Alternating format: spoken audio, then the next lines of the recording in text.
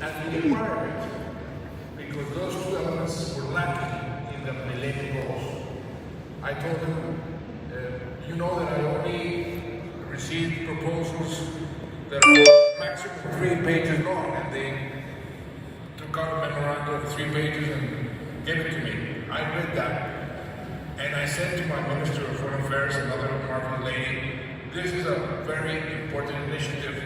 Why don't you try to see if you can rally enough support, and I will present that in the summit in Brazil, the Rio +20 summit.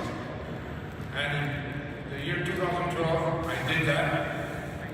The idea started to get a lot of support from the UK, from President Obama, from the Chinese that were chairing that meeting, and it finally became the world agenda in the year 2015 by unanimous vote in the United Nations. So that's how the SDGs came about, and they are now a guideline for every country. They are flexible, 17 goals that you can prioritize according to each country's needs.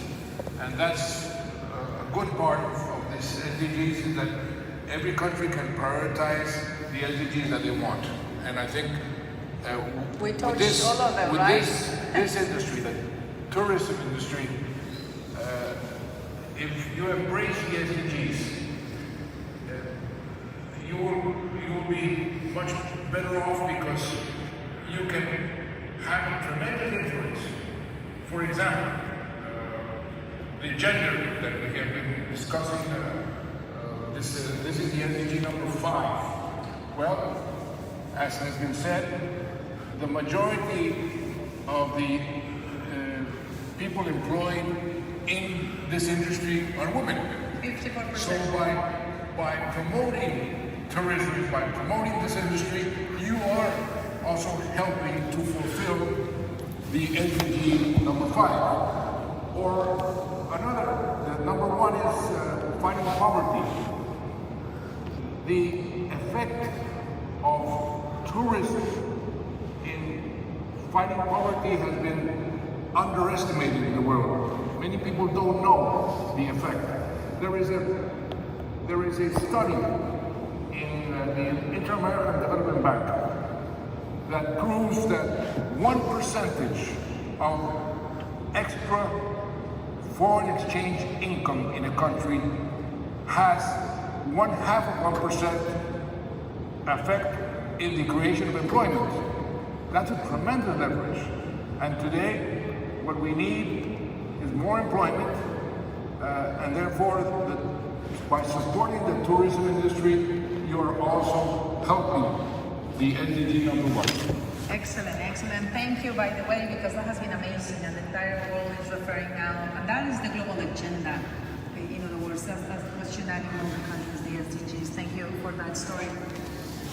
President Santos, one of the challenges, perhaps the most difficult challenge last year was at the beginning, especially the international collaboration.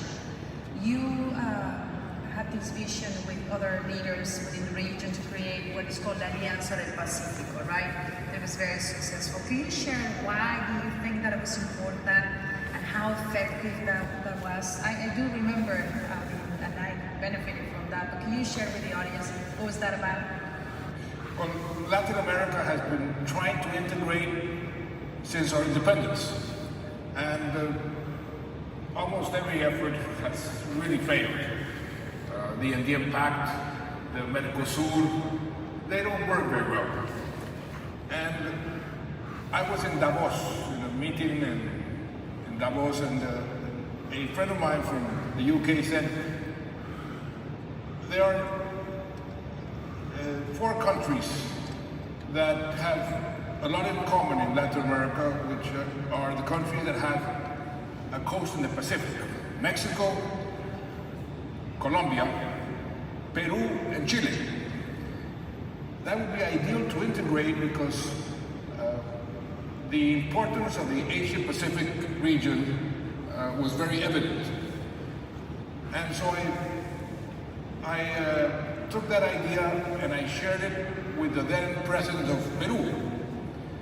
And he was much more effective than I was. He said, what a great idea. And he immediately wrote a letter to President Calderon, to President Piñera in Chile, saying, this is a great idea.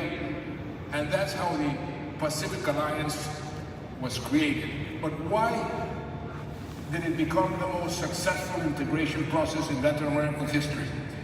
Because we decided that it would be led by the private sector.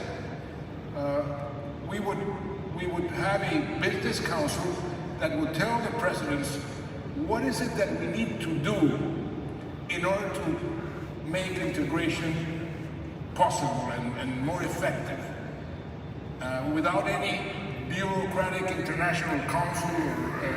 It was simply